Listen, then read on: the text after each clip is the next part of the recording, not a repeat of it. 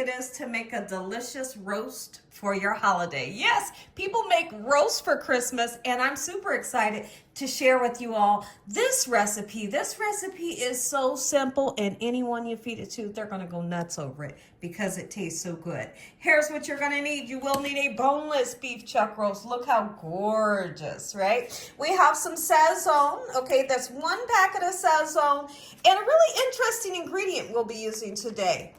Brown gravy mix. Okay, we're going to use some carrots. You use fresh carrots or this kind, however you want. A nice sweet Vidalia onion. We got some beautiful potatoes and another really interesting ingredient, Italian seasoning packet. Okay, we have some beef broth, granulated garlic powder, black pepper, salt, Worcestershire sauce, and of course you're going to need some red cooking wine.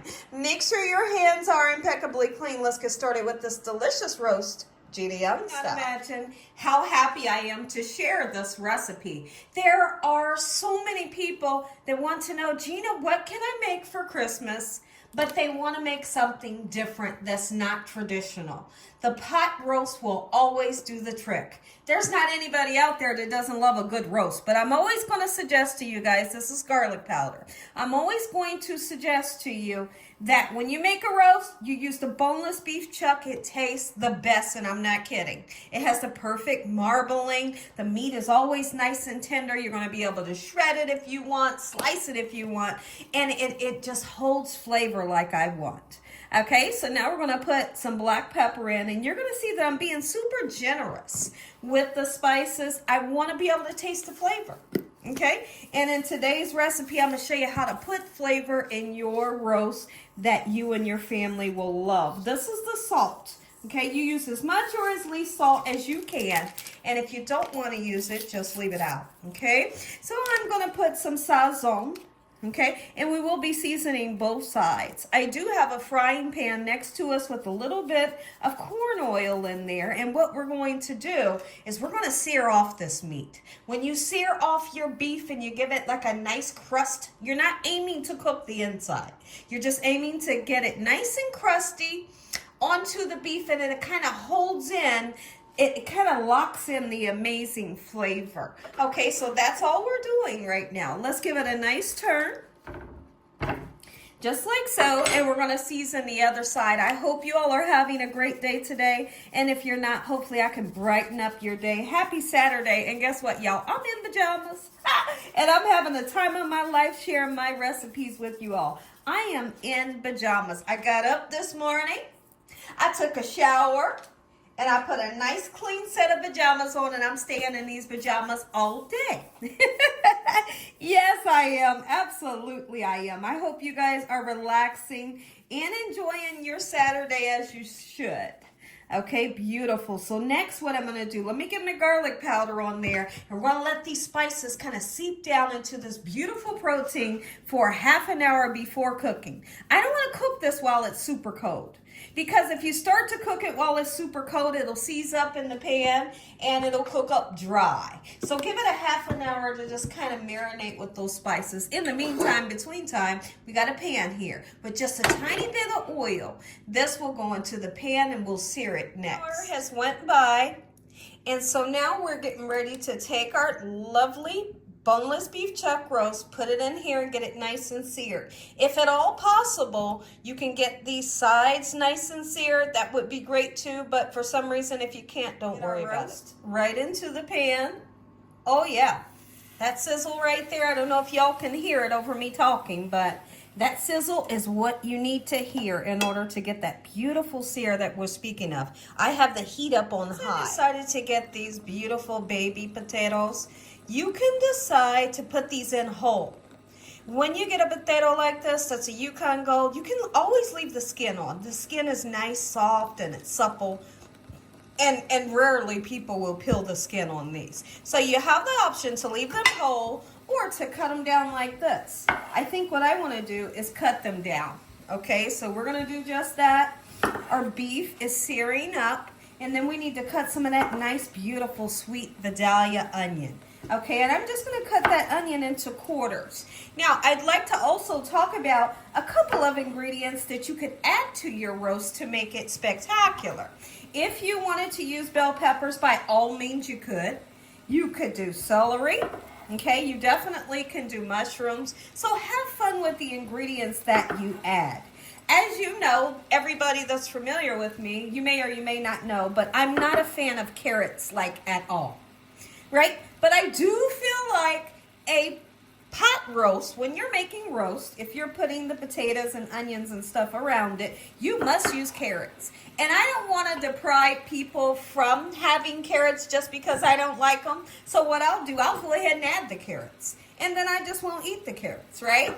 So I love that about myself, that I'm able to do that, and I'll just say, I'll just take the carrots out, right? So I'm adding carrots, and I decide to use these kind.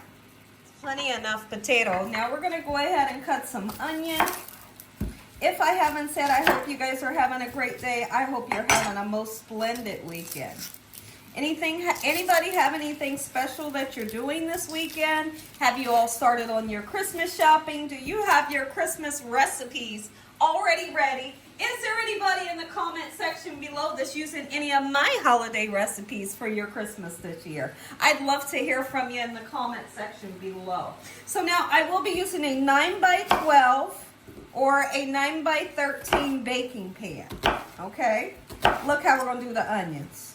Just like this. I decided to cut them down a little bit more. There we go. Perfect. And you don't have to overwhelm it.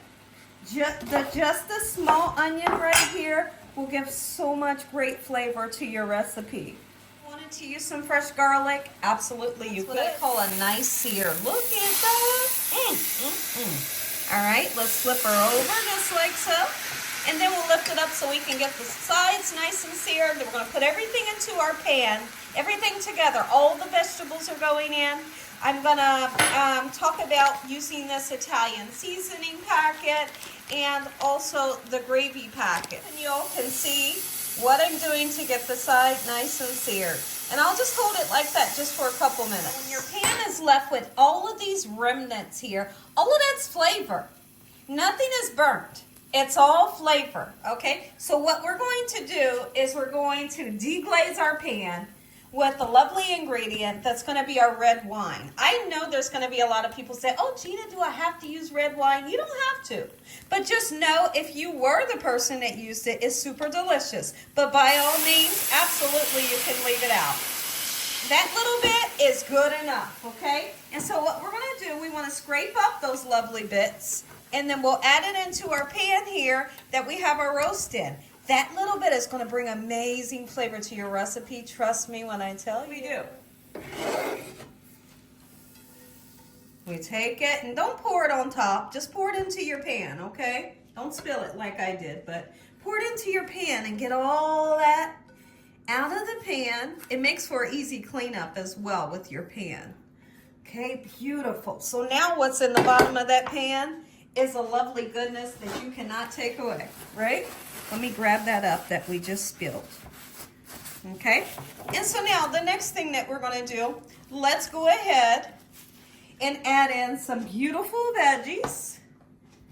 Okay, you just place them strategically wherever you would like. Okay, I'm just going to go around just like this in this manner. How beautiful, my goodness. Beautiful onions. Look it, took it. Somebody's all excited. Is it you? Is your stomach a rumbling? Is your mouth watering? If so, it's okay. I don't blame you. It should be, right? Sure. All right, great. Just like this, nice and lovely. And the next thing that we're going to do is I want to add Italian seasoning dressing. See, I'm hoping I got good light for you all. It's beginning to get evening time around here. Super dark outside, and it does affect the lighting in my kitchen. Although I have a huge industrial light behind me, you know. But when the sun goes down, it does change the difference in your video. All right, gorgeous. Look at this. This right here is good flavor. You're just going to have to trust me when I tell you that. Oh, yes. Some Worcestershire sauce, and I just like to go a couple, you know, just like that. Really, you really don't measure it, but it does have such a great taste when you're using it on beef especially. I have some water here. It's just cold water, and anytime you get a gravy packet as such, you know, you gotta add water to it to make it turn into gravy. Okay, so I have 2 cups of water, okay, because I have 2 packets. Typically, they ask you for 1 cup of water per packet, right? So let's put 2 of our packets in, okay? And then 1 of the packets of gravy is just going to get poured right on top of our lovely beef. Okay, so let's do that now. I love Saturdays. I absolutely love Saturdays. All right, now, beautiful. We have that mixed up. Let's go ahead and take this 3rd gravy packet. You don't have to use as much gravy packets that I'm using. You don't, okay? So it's up to your discretion. How many gravy packets you decide that you want to use. All right, get it sprinkled all over those veggies in this manner. And then guess what? We put this into the oven. I will be covering this half of the time of the cooking process with foil. The other half of the time of the cooking process, I'll take the foil off, okay? Beautiful. So let's get this in. I wouldn't pour it directly over all of your lovely spices. Okay, so just get it in the side of your pan, and then it'll be underneath and up the sides of your beef. All right, beautiful. If for some reason you feel like it may overflow, just stop pouring it, and later during the cooking process, if you feel like your roast needs a little bit more liquid, you can always pour this in later, because some of that will evaporate. So I have a little bit left I'll pour in later. Let's get this covered and into the oven, 365 degrees, and I can't wait till you taste yours. Use my beef broth. It's okay, it's okay, it's okay. And the reason why it's okay is because you can use water instead of the beef broth, okay? But I'm gonna go ahead and get some in there because I bought it. Right? Just like so. Nothing goes to waste. If you all enjoyed this here video, give me a thumbs up. If you ain't subscribed, make sure you subscribe. Tell your family and friends. Tell everyone you know what Gina's doing in this kitchen on a daily basis. Come on and look great. Give it up for the gravy. Make you some. You're going to love this recipe. This is perfect for the holiday. Come on. Oh my goodness. All right, listen to me. Look, let's see if we can shred it. And it should shred right apart just like butter. This thing cooked for 3 hours. But when it's the holiday, take your time. Don't rush the food. Let it cook. Make you some. Enjoy. Yum. More look. One more look, because I'm so proud. Father, we thank you on today for loving and protecting us and keeping us safe. We thank you for this meal. We thank you for your mercy. In Jesus Christ's name we pray. Amen. Amen. Once again, let's take a bite of this. Let's see. Oh my goodness. Happy holidays.